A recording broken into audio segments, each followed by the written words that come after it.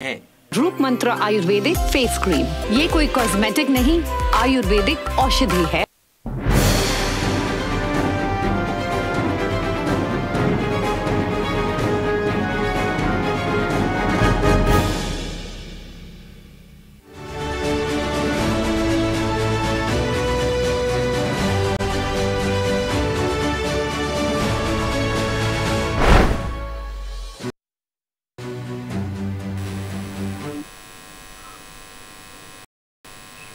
नमस्कार, आदाब। आप देख रहे हैं बात मुद्दे की। मैं हूं रिजवान अहमद सिद्दीकी। कभी लॉक कभी अनलॉक, और लॉक अनलॉक के बीच तेज़ी से पैर पसार रहा है कोरोना। 21 लाख से भी ज़्यादा संक्रमित अभी तक देश में पाए गए। बड़ी संख्या में ठीक भी हुए और कुछ कोरोना की मार झेल नहीं पाए हैं, उन्हें अपनी जान भी गंवानी। कोरोना सिर्फ इंसान की सेहत खराब कर रहा है ऐसा नहीं, कोरोना पूरे सिस्टम की सेहत खराब कर रहा है। कोरोना अर्थतंत्र को बहुत नुकसान पहुंचा रहा है और इंसानी जान को जो खतरा है उससे साथ साथ कोरोना का खतरा देश की आर्थिक स्थिति को भी। लेकिन ये आंकड़े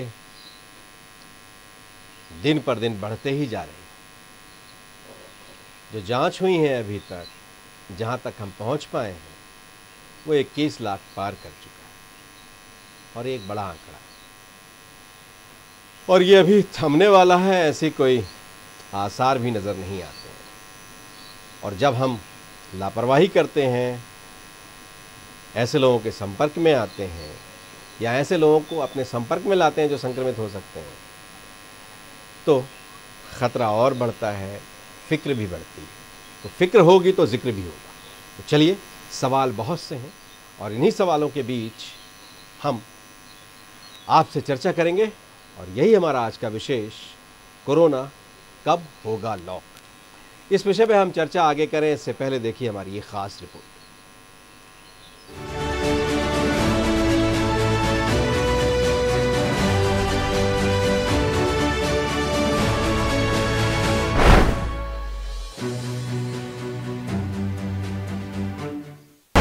कोरोना वायरस ने पूरी दुनिया को बनाया कैद खाना। हंसती खेलती जिंदगियां हुई घरों में कैद। बीमारी से अब तक पूरे विश्व में लाखों लोगों की मौत। लाखों लोग अभी भी कोरोना से ग्रसित। कोई अचूक दवा नहीं बनी है अभी तक। मेडिकल साइंस जल्द वैक्सीन आने का कर रही दावा। आज पूरी दुनिया में कोरोना के 2.25 करोड़ से ज्यादा मरीज हैं। इनकी तादाद रोज लाखों में बढ़ रही है। भारत में ही प्रतिदिन 50 से 60 हजार नए मरीज सामने आ रहे हैं। लंबे लॉकडाउन के बाद गिरती जीडीपी और अर्थव्यवस्था को देखते हुए देश में अनलॉक शुरू किया गया है। लेकिन कब इस मुसीबत से निजात मिलेगी, फिलहाल इसका किसी के पास कोई जवाब नहीं है। लेकिन पूरी दुनिया की मेडिकल साइंस कोरोना की वैक्सीन बनाने की तैयारी में है। भारत में कोवैक्सीन नामक दवा का ट्रायल शुरू, और भी वैक्सीन और दवा पर काम शुरू हो गया है। ऑक्सफोर्ड यूनिवर्सिटी की वैक्सीन ह्यूमन ट्रायल के आखिरी दौर में। भारत की सीरम कंपनी और ऑक्सफोर्ड यूनिवर्सिटी का साझा प्रयास। सीरम कंपनी कोरोना वैक्सीन की 10 करोड़ खुराक बनाने की तैयारी में। दुनिया में लगभग 150 प्रकार की वैक्सीन पर खोज जारी। इजराइल ने चमत्कारिक वैक्सीन बनाने का किया दावा। अमेरिका और रूस भी वैक्सीन बनाने का कर रहे हैं दावा। कोरोना संकट से निजात पाने के लिए केंद्र और राज्य सरकारें लगातार प्रयास कर रही हैं। उत्तर प्रदेश के कुछ क्षेत्रों में 31 अगस्त तक धारा 144 लागू। बिना फेस मास्क के बाहर निकलने पर पाबंदी। 31 अगस्त तक पूरे राज्य में स्कूल, कॉलेज और सभी एजुकेशनल इंस्टीट्यूट बंद। सरकार ने कुछ नियमों के साथ जनता को थोड़ी राहत भी दी। किसी भी प्रकार के धार्मिक आयोजन और समारोह पर अभी रोक। मध्य प्रदेश में भी धार्मिक आयोजन और समारोह पर पाबंदी। मध्य प्रदेश में लॉकडाउन के नियमों में ढील दे दी गई है। राज्य में अब सिर्फ रविवार को लॉकडाउन होगा। बाजार अब 8 बजे की बजाय रात 10 बजे तक खुले रहेंगे। नाइट कर्फ्यू रात 10 बजे से सुबह 5 बजे तक। अब होटल और रेस्टोरेंट रात 10 बजे तक खुले रहेंगे। तो वहीं राशन की दुकानों पर काम करने वाले सब्जी विक्रेताओं और फेरी वालों के जरिए कोरोना संक्रमण तेजी से फैलने की आशंकाओं के मद्देनजर केंद्रीय स्वास्थ्य मंत्रालय ने राज्यों और केंद्र शासित प्रदेशों को इन लोगों की जांच करने की सलाह दी है। राज्यों और केंद्र शासित प्रदेशों को लिखे एक पत्र में स्वास्थ्य मंत्रालय के सचिव राजेश भूषण ने ऑक्सीजन की सुविधा और एम्बुलेंस की उपलब्धता पर भी जोर दिया। आज कोरोना से जंग पूरी दुनिया लड़ रही है और अब इससे निजात पाना बहुत जरूरी हो गया है। लंबे चले लॉकडाउन से अर्थव्यवस्था चौपट हो चुकी है, रोजगार के साधन तेजी से घटे हैं। आरबीआई भी इसे लेकर चिंता जता चुकी है। सरकारें लगातार कोरोना और आर्थिक गतिविधियों पर जंग लड़ रही हैं। लोगों को राहत और मदद दी जा रही है तो मेडिकल सुविधा लोगों तक पहुंचाने की कोशिश की जा रही है। सरकारें अब लॉकडाउन से आगे बढ़कर बाजार के बारे में सोच रही हैं। तो क्या अब हमें कोरोना के साथ ही जीना होगा और इसी से जीवन का रास्ता भी निकालना होगा? ये एक बड़ा सवाल है। News world desk.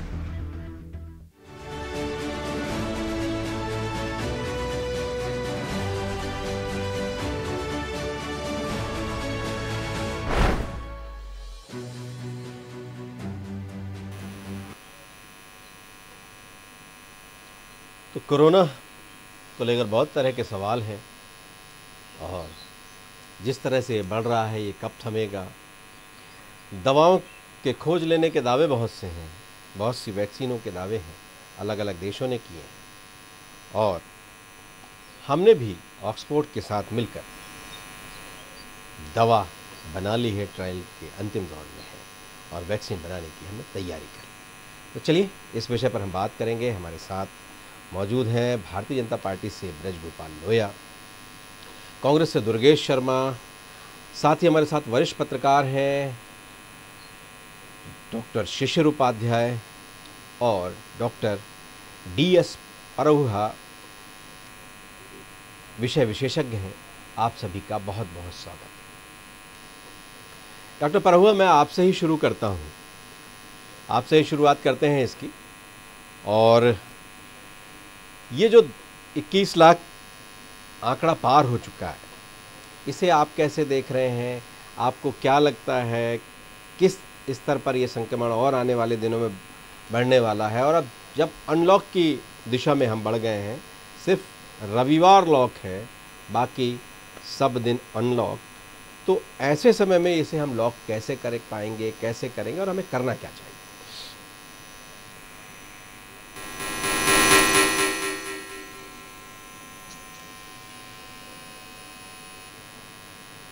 डॉक्टर परहुआ, आप मुझे सुन पा रहे हैं?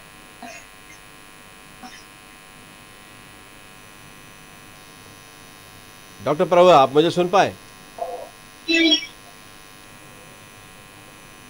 लगता है कोई तकनीकी खामी है। चलिए थोड़ी देर बाद उनके पास चलेंगे। दुर्गेश शर्मा, क्या कहेंगे आप?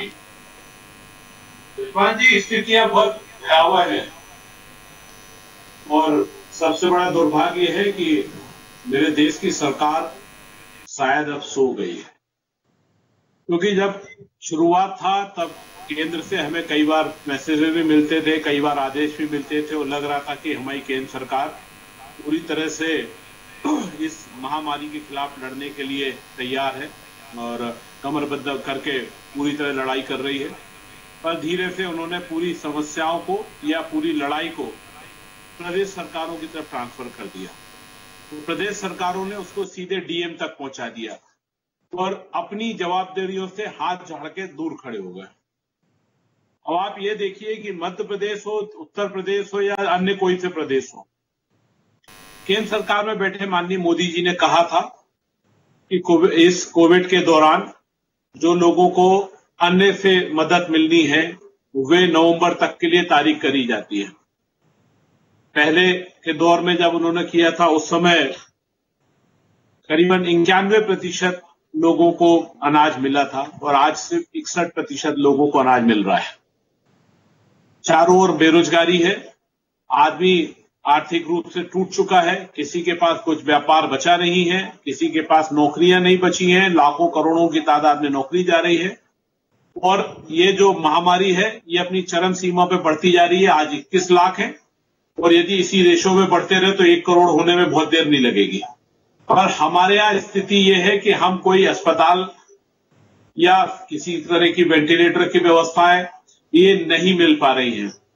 आप आज ही अभी मध्य प्रदेश के अंदर राजधानी भोपाल की एक वीडियो सार्वजनिक हुआ था कि अस्पताल में अपनी 2 बच्चियों को स्वास्थ्य लाभ के लिए ले जाके जब व्यक्ति पहुंचा तो उसमें स्थिति ये आ गई कि वे एक बच्ची जो है कोरोना में उसकी डेथ हो गई और दूसरी उसकी स्थितियां खराब हैं और उसकी रिपोर्ट की जो उसकी जांच रिपोर्ट है वो भी समय पे नहीं आ पाई और उसका पिता जो है वो सिर्फ इस बात पे कि मेरी बेटी को सही इलाज कैसे मिल पाए इसके लिए सड़क पे रोता रहा। एक उदाहरण है, बुजुर्ग पर अस्पताल में अपने आप चेकअप कराने गए, उनका सैंपल ले लिया गया और उनके घर पे जो है लॉकडाउन कर दिया गया। बुजुर्ग महिला जो 80 वर्ष की हैं वो घर के अंदर बंद है, उनके पास कोई नहीं है। उनको लॉकडाउन इसलिए कर दिया गया कि आपके पति कोरोना पॉजिटिव हो सकते हैं। ये भी हुआ कि वो कोरोना पॉजिटिव निकले और उनकी डेथ हो गई। परिवार को समय से बताया भी नहीं गया कि उनकी डेथ हो चुकी है। एक अस्पताल में एक डेड बॉडी कई दिन पड़ी रही, वहां से हटाने वाला कोई नहीं। बॉडी के में कीड़े पड़ गए, आसपास पड़े हुए मरीज भय में कारण अपने आप को बचाने के लिए सोच रहे। तो ये भयावह स्थिति है, इसके लिए सरकारें सजगता से काम नहीं कर रही हैं। ये दुर्भाग्यपूर्ण है क्योंकि सभी अपने हाथ छाड़ के दूसरे के ऊपर बात को टाल के कोरोना वायरसों के भरोसे कि जो हमारे लोग उसके लिए संघर्ष कर रहे हैं, चाहे वो डॉक्टर्स हो या जो व्यक्ति उसमें काम कर रहा है, सारा काम उनकी जवाबदेही में छोड़ दिया है। सरकार कोई ध्यान नहीं दे रही है, किसी तरह की कोई व्यवस्था नहीं है, किसी तरह का कोई ट्रीटमेंट नहीं है। जो क्वारंटाइन एरिया तय करे हैं या जो जगह इन्होंने अस्पताल के बाहर कहीं पे तय कराए कि आप यहां जाके क्वारंटाइन होंगे, उन जगह भी व्यवस्थाएं नहीं है। सब तरफ आदमी स्वयं के संघर्ष से कोरोना से लड़ रहा है। सरकार की 1% भी सहयोग या जवाबदारी नहीं है। उपाय भी समझने की कोशिश करूंगा कि करना क्या चाहिए। अगले चरण में आपसे ये भी समझूंगा। ब्रिज गोपाल लोया, क्या कहेंगे आप?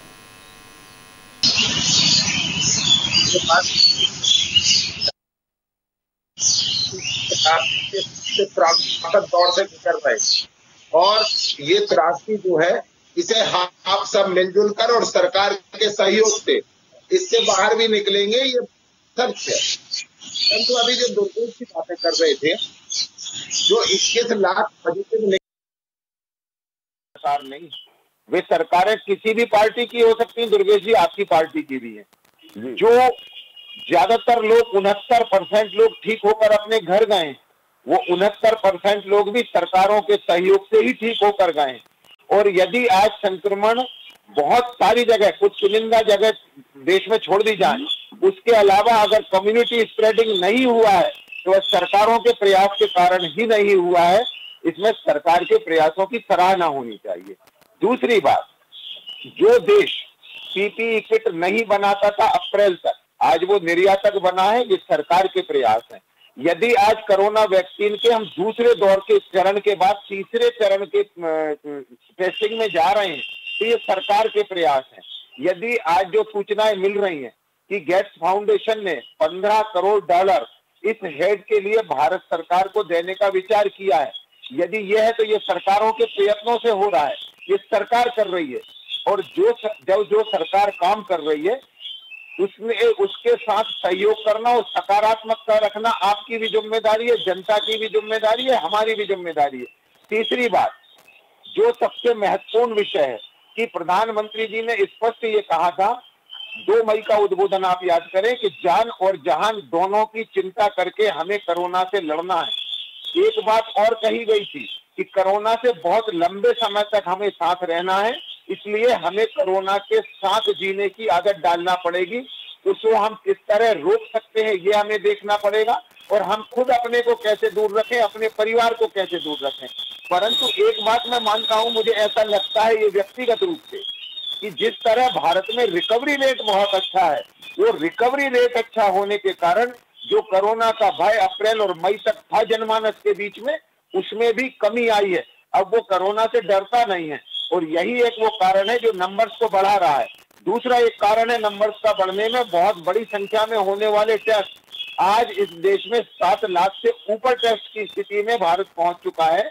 लगभग आज 7 लाख से अधिक टेस्ट होंगे, और इतने टेस्ट हो रहे हैं, उसके बाद भी अगर संख्या 50-60 हजार तक वो सीमित है, तो ये सरकारों के प्रयत्नों का नतीजा है कि 10% से अभी भी भीतर हैं। कई देश दुनिया में ऐसे हैं जो 50% से ऊपर जहां टेस्टिंग के बाद पॉजिटिव रेट आ रहा है। दूसरी बात, दुनिया में ऐसे बहुत सारे विकसित देशों की बात अगर करें, चाहे अमेरिका हो, फ्रांस हो, जर्मनी हो, स्पेन हो, ब्रिटेन हो, इनमें भी रिकवरी रेट भारत से बेहतर नहीं है। भारत का रिकवरी रेट बहुत बेहतर है। ये हमारी जनता की जो इम्यून है उसका भी कारण है, और दूसरा सरकार के किए गए सार्थक प्रयत्न है, जिसके कारण है वो पूरी दुनिया WHO सहित ये मान रहे हैं कि भारत में मोदी जी के नेतृत्व में बहुत अच्छा काम कोरोना के काल में हुआ है, अर्थव्यवस्था के मोर्चे पर भी और कोरोना से संघर्ष के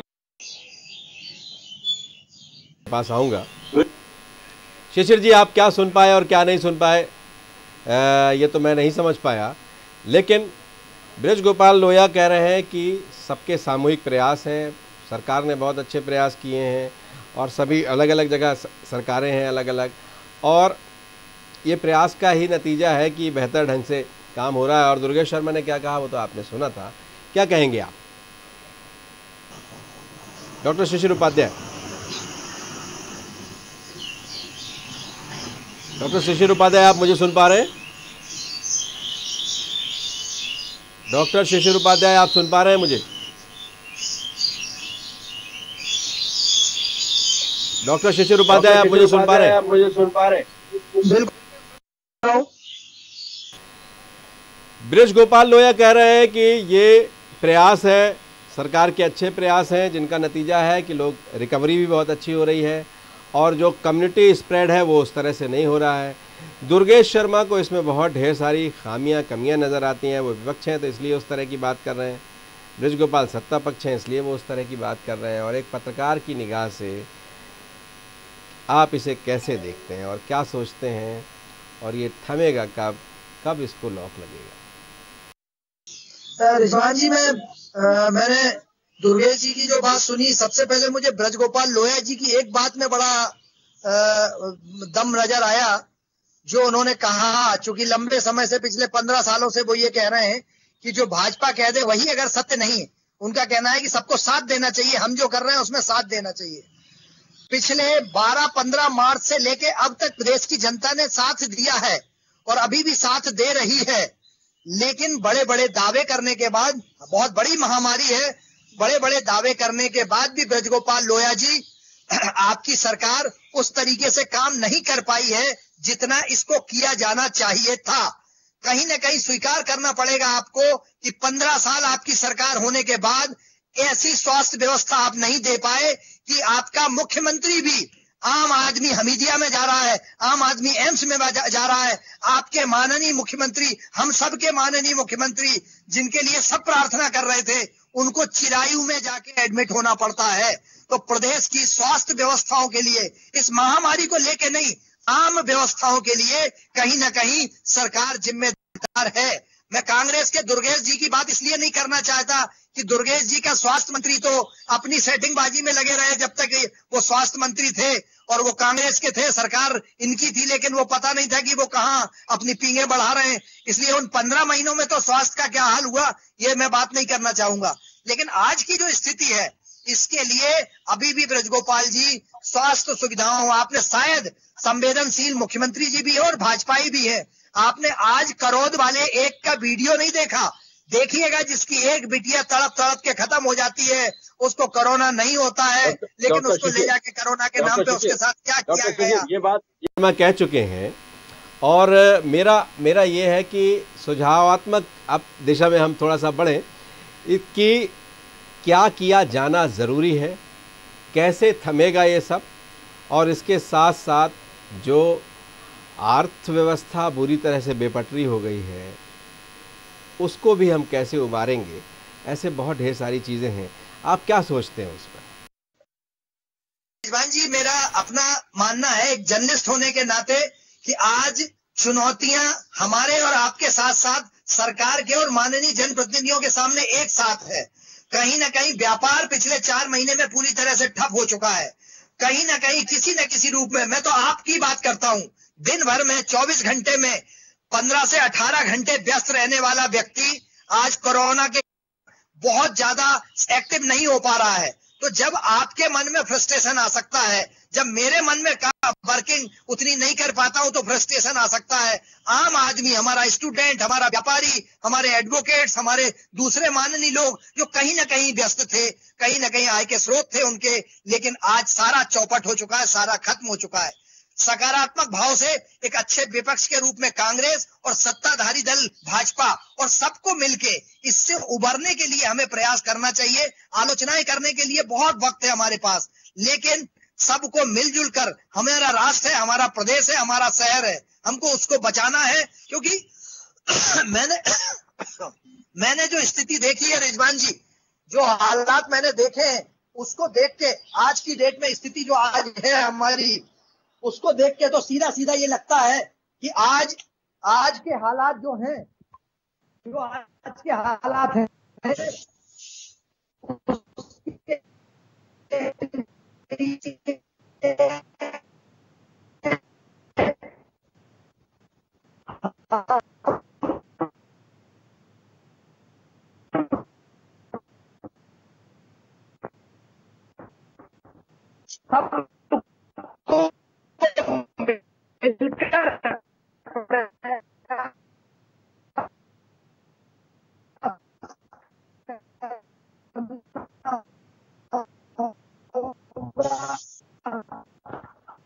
डॉक्टर शिशिर, आपकी आवाज़ मुझे नहीं आ रही ठीक से, एक बार फिर मैं प्रयास करूंगा आपके पास आने का।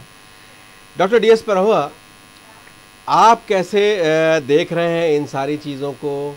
आप कैसा इन परिस्थितियों में आपको क्या लगता है, ये कम्युनिटी स्प्रेड जिस तरह से हो रहा है और जो लॉक और अनलॉक के बीच में हम झूल रहे हैं, क्या किया जाना चाहिए जो बेहतर होगा, और आप क्या सोचते हैं इन सारी चीज़ों को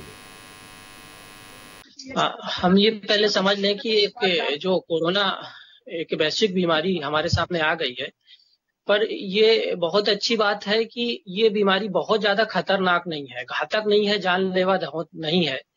इसमें से 100 में से 2 या 3% लोगों को ही जानलेवा हो जाता है, और उसमें उन लोगों को ज्यादा खतरा रहता है जो कि पहले से बीमार हैं, शुगर से ग्रसित है, या सांस की बीमारी है, या हार्ट की बीमारी है, कार्डियक प्रॉब्लम है, या बुजुर्ग लोग हैं, तो उन लोगों को अत्यधिक खतरा रहता है। और 95 to 96% लोगों को बिल्कुल साधारण सर्दी जुकाम होके और ये बीमारी ठीक हो जाती है। इसमें हमें विशेषज्ञों के साथ मिलके, प्रशासन के साथ मिलके ऐसी एक गाइडलाइन बनानी चाहिए कि ये इसका प्रसार रोकने के लिए हमें बहुत ज्यादा व्यथित नहीं होना है, इसको नियंत्रित करना है सिर्फ उन लोगों को जिनको घातक बीमारी होने के खतरे हैं। जो बुजुर्ग लोग हैं उनको बीमारी से बिल्कुल बचाना है, और हमें काम तो करना ही पड़ेगा। इसलिए हमें जो प्रोटेक्शन के उपाय बताए गए हैं WHO के द्वारा, हमारी सरकार द्वारा, ICMR के द्वारा निर्देशित किए गए हैं कि जब भी आप भीड़ भाड़ वाले इलाकों में या 2 से 3 लोग जहां आपस में बैठते हैं, मिलते हैं, तो आप मास्क का प्रयोग करें। मास्क का प्रयोग करने से आपके जो ड्रॉपलेट्स हैं, जो इन्फेक्शन फैलता है वो ड्रॉपलेट्स के थ्रू फैलता है, तो ड्रॉपलेट्स दूसरे व्यक्ति तक नहीं पहुंचेगा और इन्फेक्शन फैलने की संभावना बहुत कम हो जाएगी। और अपने हाथ धोएं बराबर। जब भी आप किसी सतह को छूते हैं उसमें ड्रॉपलेट्स चिपके हुए होते हैं और वो आपके हाथों के थ्रू आपके नाक में, आंख में, मुंह में जा सकते हैं। तो आपको ये करना है कि जब भी उस सतह को, किसी सतह को छुए, आपका हाथ आंखों और नाक की तरफ जाने से पहले आप उसको सैनिटाइज कर लें या साबुन के द्वारा, और साबुन और पानी से हाथ धो लें। और दो लोगों के बीच में आपसी दूरी बनी रहे। जब आप बात करते हैं तो ड्रॉपलेट्स जो निकलते हैं एक से दूसरे पे फैलने की संभावना रहती है। तो आप अगर 6 फीट की दूरी बना के रखेंगे तो वो ड्रॉपलेट्स वहां तक पहुंचेंगे नहीं और आपके शरीर में ड्रॉपलेट्स के द्वारा वायरस प्रवेश करने की संभावना बिल्कुल कम हो जाएगी। और अगर आपको इन्फेक्शन हो भी जाता है तो आप 98% तो ठीक ही हो जाता है, सर्दी जुकाम होके, और उससे ज्यादा कुछ नहीं होता है, ठीक हो जाता है। जो लोग बीमार हैं पहले से, जैसे हार्ट की बीमारी है, डायबिटीज है, उनको स्पेशल केयर की जरूरत होती है, उनको अस्पताल में भर्ती करना चाहिए। अभी तक जो साइंटिस्ट लोगों ने रिसर्च किए हैं और बड़ी तेजी से मेहनत करके 4 महीनों में कुछ दवाइयां बना ली हैं और आगे वैक्सीन पे भी काम चल रहा है, तो वो दवाइयां शुरुआती दौर में अगर उपयोग में लाई जाए और सही तरीके से उपयोग में लाई जाए तो काफी हद तक मरीज ठीक हो जाता है और पैनिक होने की बिल्कुल जरूरत नहीं है।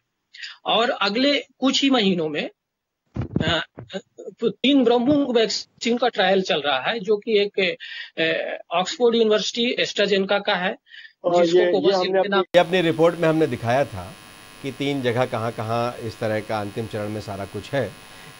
मेरा आपसे सवाल ये है कि मास्क लगा लिया, ड्रॉपलेट्स का से खतरा है सबसे ज़्यादा, लेकिन शरीर के किस अंग को भी हमें सुरक्षित रखना चाहिए जिससे ये चीज़ें ना पहुँचें?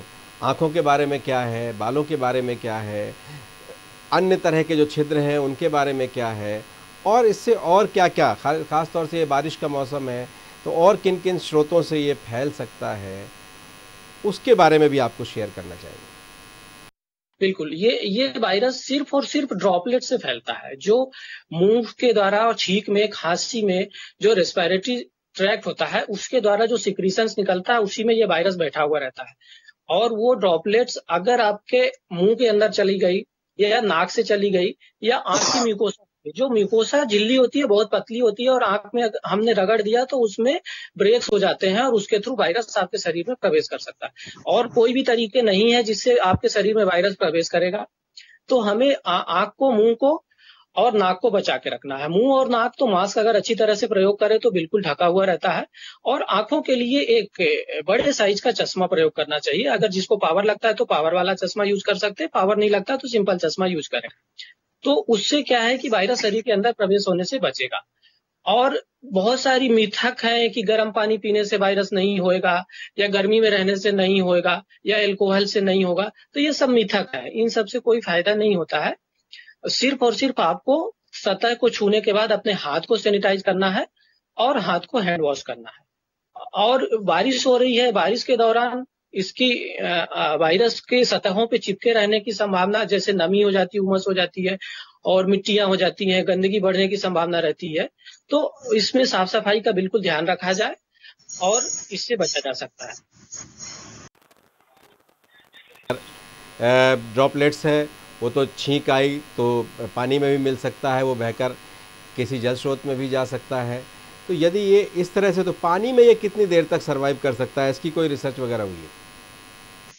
अभी इस तरह की कोई रिसर्च हुई नहीं है कि पानी में सरवाइव कर पाए, लेकिन ये पानी में रह नहीं पाएगा क्योंकि ये एक वायरस है और वायरस ह्यूमन शरीर के अलावा रह नहीं सकता है, तो इसका सर्वाइवल बहुत कम है सतहों पे और पानी पे भी।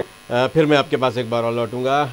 दुर्गेश शर्मा, ऐसा क्या क्या किया जाना चाहिए, ऐसा क्या क्या किया जाना, क्या नहीं हुआ, इसका जिक्र तो हम बहुत करते हैं।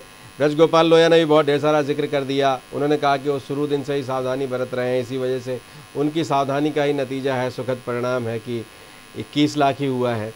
और बात करते करते मेरे भी ड्रॉपलेट्स निकल गए, और ये अक्सर होता है, हम जब बात करते हैं तो ऐसा होता है, तो हमें सावधानी बरतनी चाहिए। ये मैं उन सब अपने एंकर साथियों के साथ को भी ये शेयर करूँगा मैं। जी जी, देना चाहिए। और जैसा कि मेरी जानकारी में है, ये वायरस की उम्र काफी ज्यादा है। कई सरफेस है जिन पर उनकी अलग अलग उम्र या उसकी लाइफ है जो 8 दिन तक पहुंचती है। तो ये अलग अलग सरफेस है। खैर, इसके बारे में एक बार नहीं हजारों बार लोग बात बता चुके हैं और जनता को बहुत कुछ मालूम हो गया है।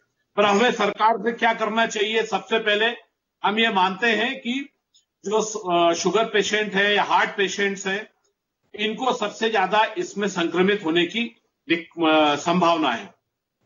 तो हमें सबसे पहले अभी तक जो कर लेना चाहिए था, जो नहीं किया गया है, पूरे देश के अंदर शुगर पेशेंटों की, हार्ट पेशेंट्स की और इस तरह के पेशेंट जो इससे ज्यादा संक्रमित हो सकते हैं और ज्यादा जिनके ऊपर इसका घातक प्रहार हो सकता है, उनको लिस्टेड कर लेना था।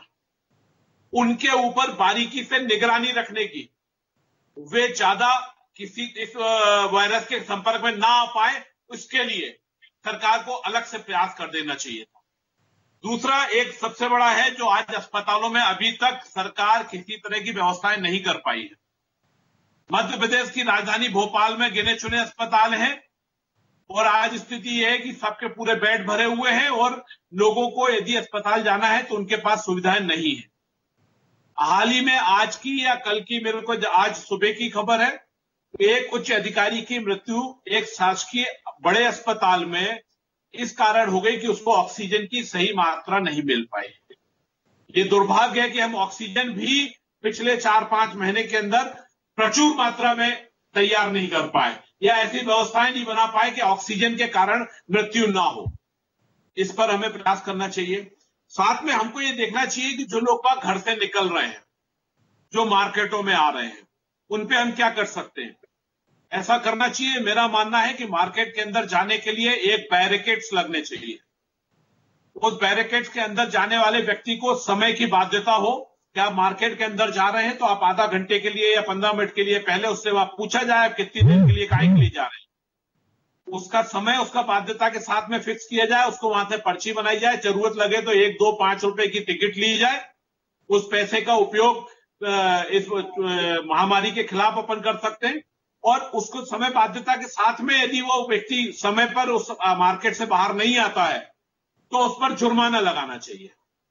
एक मार्केट में एक व्यक्ति एक परिवार का जाए, एक साथ ये तो ठीक है। अब अर्थव्यवस्था पर भी कुछ, अर्थव्यवस्था पटरी पे कैसी लाई जाएगी, उस पर कुछ सुझाव देंगे। आपने कहा अर्थव्यवस्था भी बहुत बिगड़ गई। पटरी पे ऐसे आ सकती है जब मार्केट में सुचारू रूप से व्यवसाय खुल जाए। आज स्थिति जो है, जो हिंदुस्तान की एक नियम है कि जब फसल आती है और फसल से जो पैसा आता है तो मार्केट में पैसे का टर्नओवर होता है और आदमी व्यापार सब तरह का संपन्न हो पाता है। पर चूंकि किसानों के पास में फसल आ गई पर उनके फसल को खरीदने वाला कोई नहीं है, या जो फसल आ रही है या जो व्यापारी सब्जी लेके मार्केट में आ रहा है उसका फायदा कुछ दलाल उठा रहे हैं, पर किसान को नहीं मिलता। जो शिक्षक या जो खरीदारी के लोग हो पाए और यदि मार्केट के अंदर हम व्यवस्था बना पाए कि लिमिटेड लोग मार्केट में पहुंचे, जिनको आवश्यकता है वही अंदर घुसे, तो निश्चित व्यापार चलेंगे और उसका फायदा मिलेगा और हम अपनी पटरी पे आ पाएंगे। यदि पैसा मार्केट के अंदर टर्नओवर करेगा, घूमेगा, तो निश्चित हमको और आपको समस्याओं से जूझने की एक ताकत मिलेगी। पर दिक्कत यह है कि सरकार ने सब चीजें आप पे हम पे छोड़ के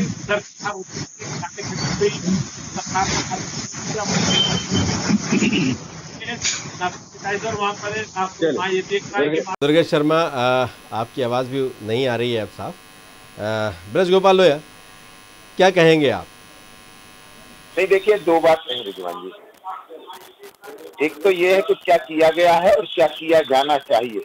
मैं बहुत सारी बातों से इत्तेफाक रखता हूँ, परंतु ये सच नहीं है। कुछ बातें झूठ नहीं बोलना चाहिए।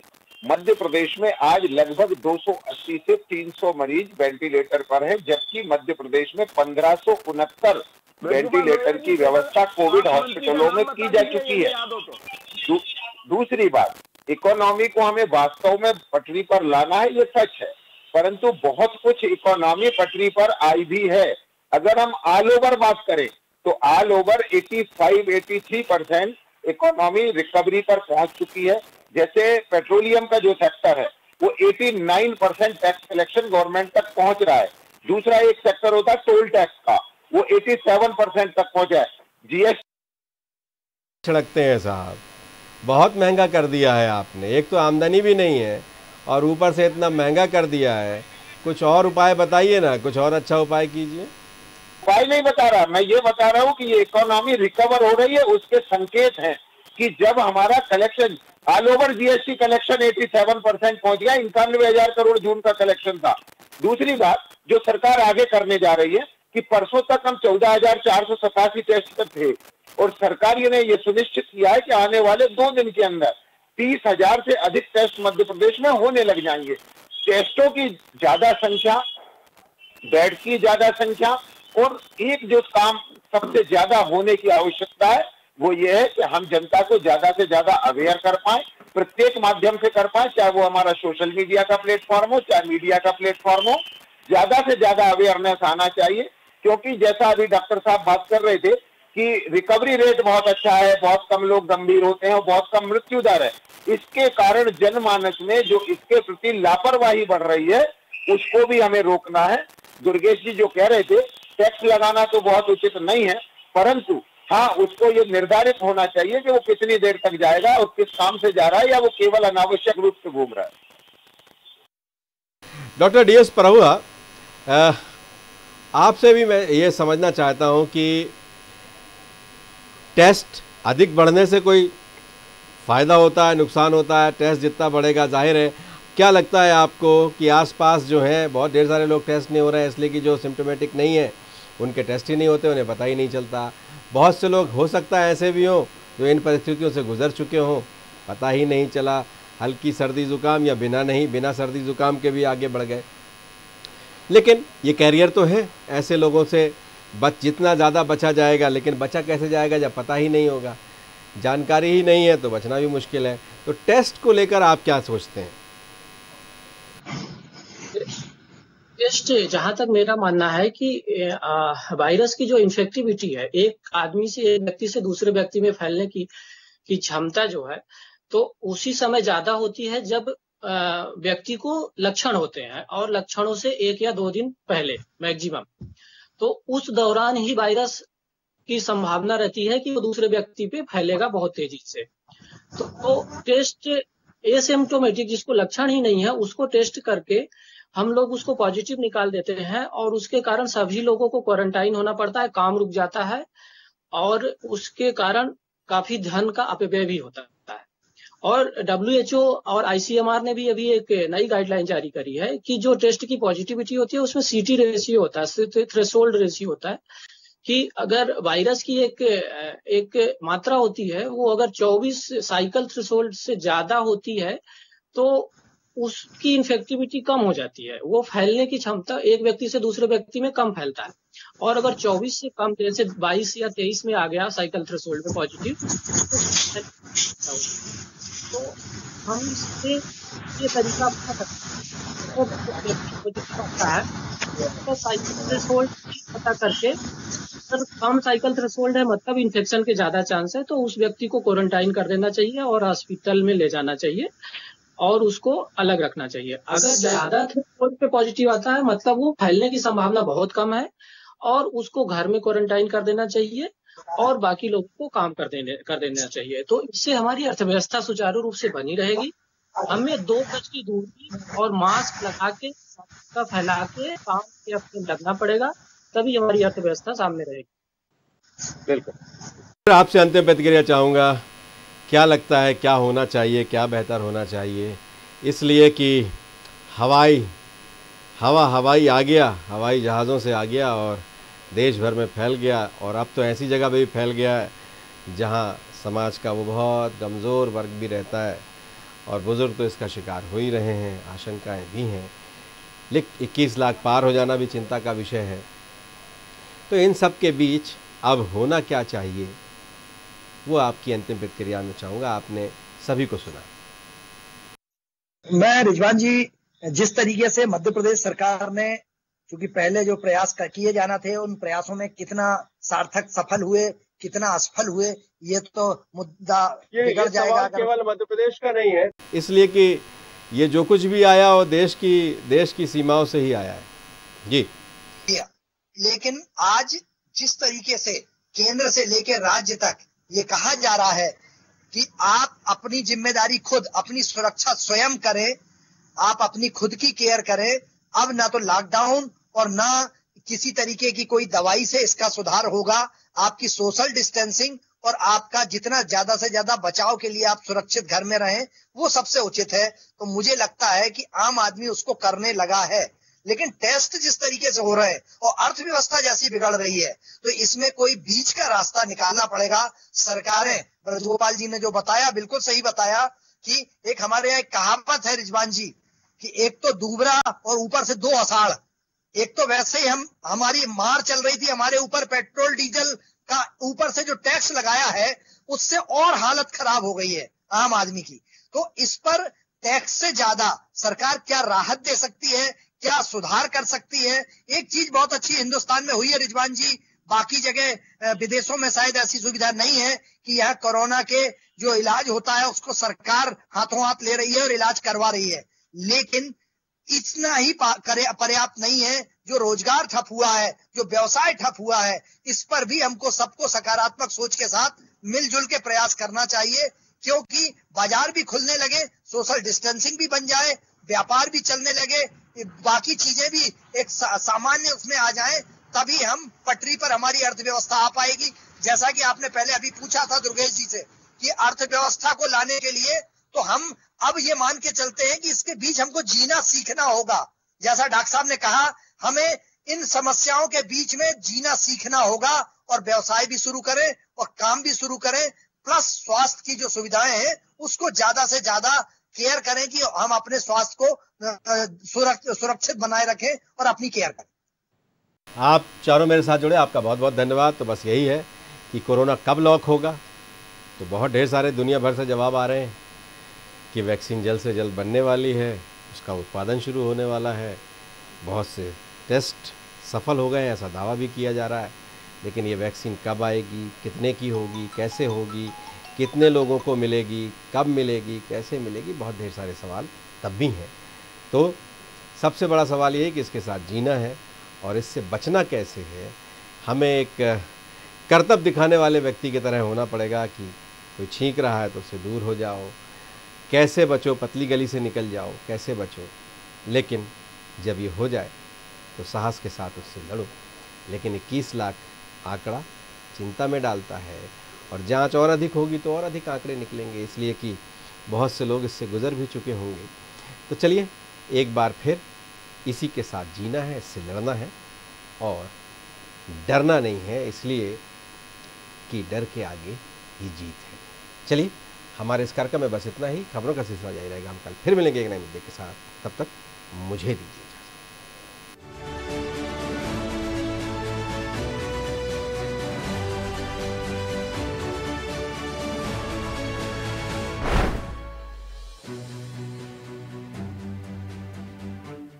इस कार्यक्रम के प्रायोजक थे रूप मंत्र आयुर्वेदिक फेस क्रीम। ये कोई कॉस्मेटिक नहीं, आयुर्वेदिक औषधि है।